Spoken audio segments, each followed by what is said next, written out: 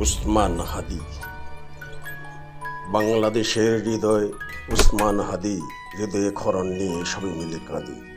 শ্রমিক মজুর মোটে চিরদুঃখী চাষা, হাদিকে হারিয়ে আজ হারিয়েছে বাসা।